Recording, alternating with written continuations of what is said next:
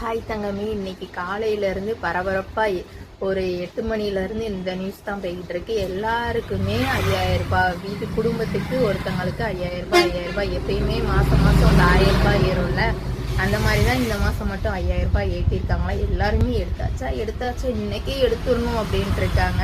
நீங்கள் எல்லாருமே எடுத்துட்டீங்களான்னு சொல்லுங்கள். நானுமே எங்கள் அம்மா கிட்ட சொல்லிட்டு வந்தேன், அம்மா இன்னைக்கு போய் எடுத்துருங்க அப்படின்னு. எங்கள் அம்மா இல்லை இருக்கட்டும் நாளைக்கு எடுத்துக்கிறேன்னு சொன்னாங்க.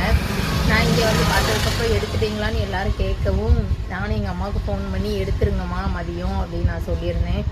வேலைக்கு போயிருந்தவங்க கூட தயவு செஞ்சு இந்த 5000 ரூபா ஆஃப் டே பர்மிஷன் கேட்டு கூட எடுத்துருங்க. நம்ம 100 ரூபா கிடைச்சாலே விட மாட்டோம். இந்த 5000 ரூபாய் எப்படி விடுவோம்?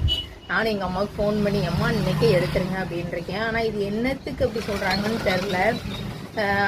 மக்களுக்கு ஏற்றக்கூடாது அப்படின்னு சொல்லியிருக்காங்களாம் நம்ம மோடி சார்.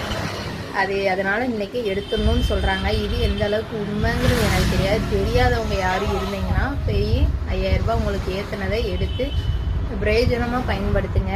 ஆனால் மேக்சிமம் இந்த கவர்மெண்ட்டுக்கு என்ன தெரியுமா, முக்கால்வாசி ஆண்கள் எடுத்தாங்கன்னா முக்கால்வாசி நம்ம ஒயின் ஷாப்புக்கு தான் போகணும். அவரே கொடுத்து அவரே வாங்கிக்கிடுவார். இதுதான் அவரோட ட்ரிக்குன்னு நான் நினைக்கிறேன். முக்கால்வாசி ஆண்கள் தான் நிறையா ஏடிஎம்மில் நிற்கிறாங்களாம்.